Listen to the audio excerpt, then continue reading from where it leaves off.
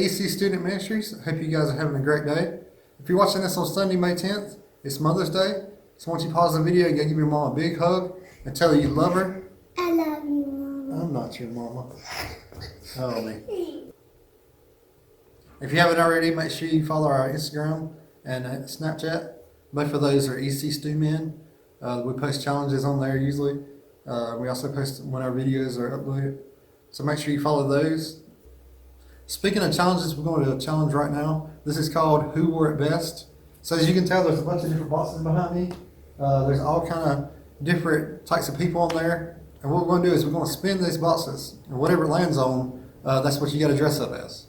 So like right now it shows soldier, monster, scientist, superhero, whatever it is. Whatever it lands on, you got to find items around your house and make a costume and dress up as that person.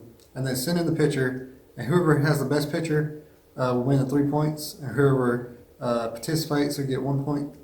So this should be a lot of fun. So let's go ahead and spin this. All right, so we have pirate. That should be interesting. So find whatever you can around the house. Make sure you send in your submission, and good luck.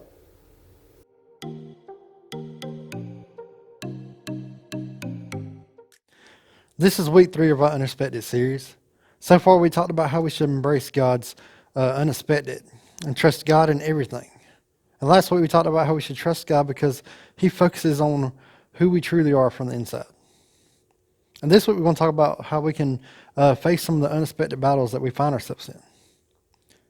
Now, I'm not talking about physical battles that like going to war with people or actually having to fight people. I'm talking about battles that you might face like bullying or rejection or something like straight up mean people. These things might not seem like a big deal to you, but issues that come your way, you could be facing giant problems. And speaking of giants, today we're going to be looking at the time that David came face to face with a real life giant. And David relied on God's strength to defeat that giant.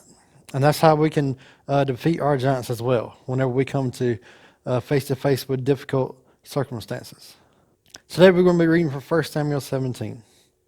This is what it says. The Philistines now mustered their army for battle and camped. Saul countered by gathering his Israelite troops near the valley.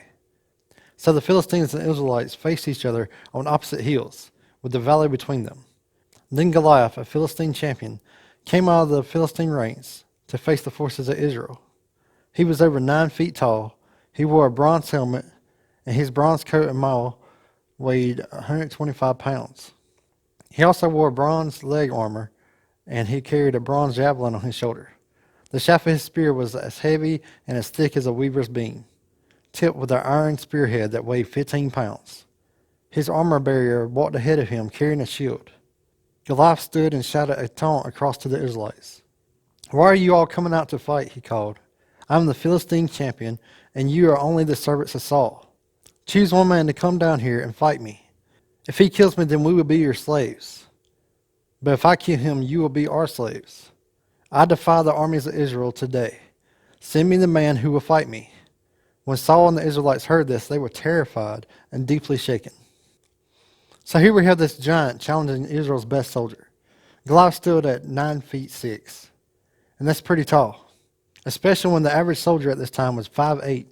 So Goliath was almost double the height of all the soldiers.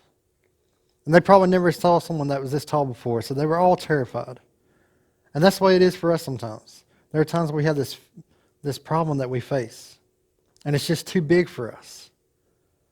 So sometimes we don't want to deal with that situation, but there's no way around it.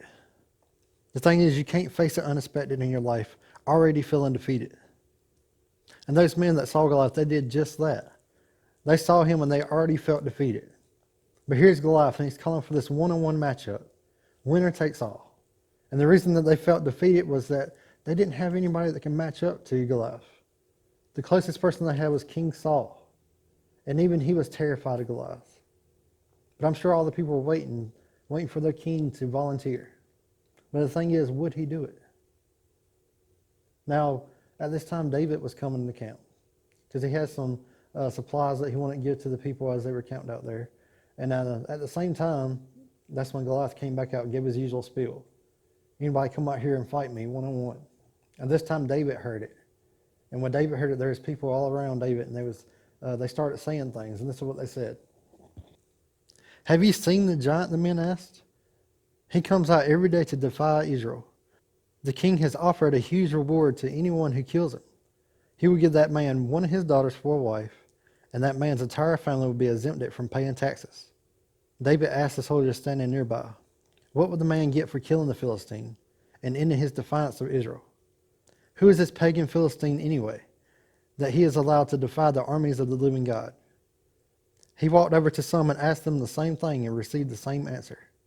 Then David's questions were reported to King Saul, and the king sent for him. Don't worry about this Philistine, David told Saul. I'll go fight him. Don't be ridiculous, Saul replied. There's no way you can fight this Philistine and possibly win. You're only a boy, and he's been a man of war since his youth. But David persisted. I've been taking care of my father's sheep and goats, he said. When a lion or a bear comes to steal a lamb from the flock, I go after it with a club, and I rescue the lamb from its mouth. If the animal turns on me, I catch it by the jaw and I club it to death.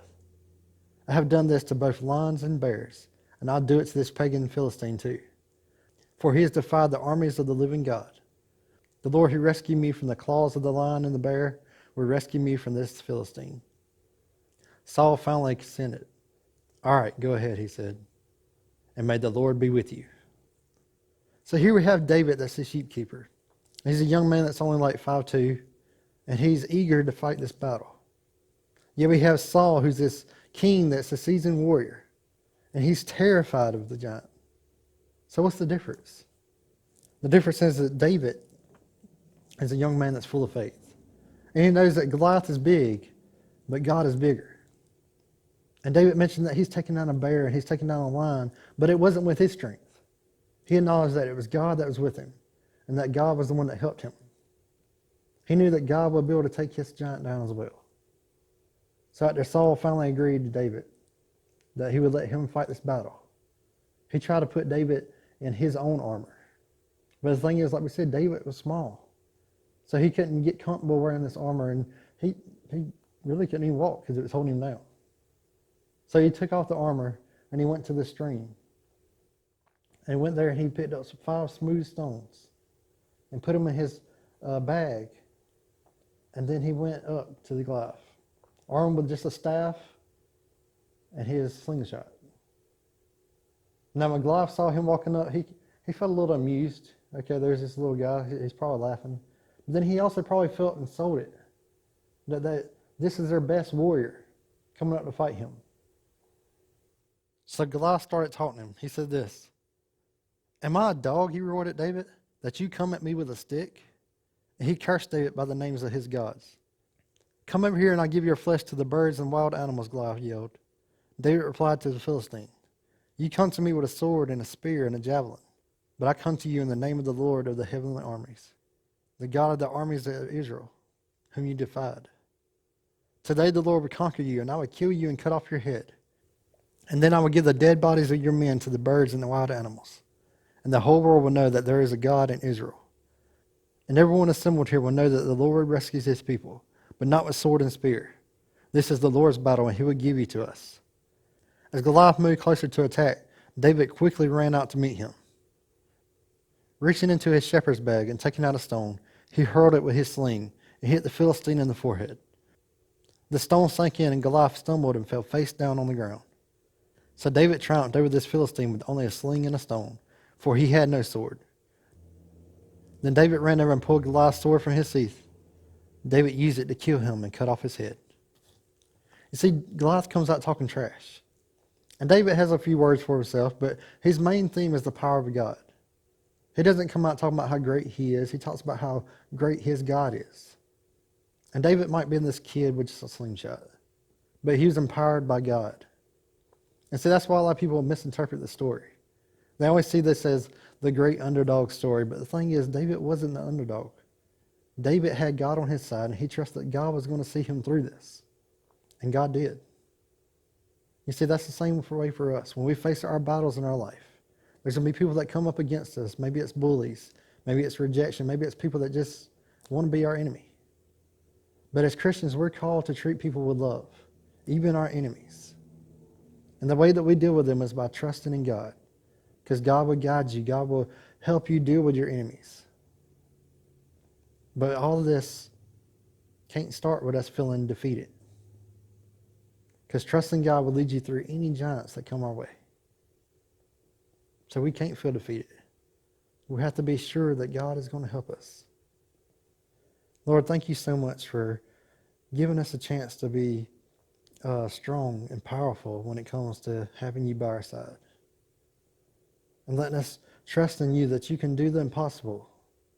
Whenever we see a battle that we feel like we can't face, that it's too powerful, that's too strong, that you got it. You've always been there for us, and we'll see a victory coming through you. Lord, I thank you so much for all these students. Lord, I pray that whatever battles they're going through, that you continue to show them that they can be strong because of you. Lord, we thank you so much that you've already did the biggest battle that we ever had to face, and that's our sin. And we thank you for taking care of that for us. And Lord, we can never pay you for that. And that's why we love you so much. In your name, amen.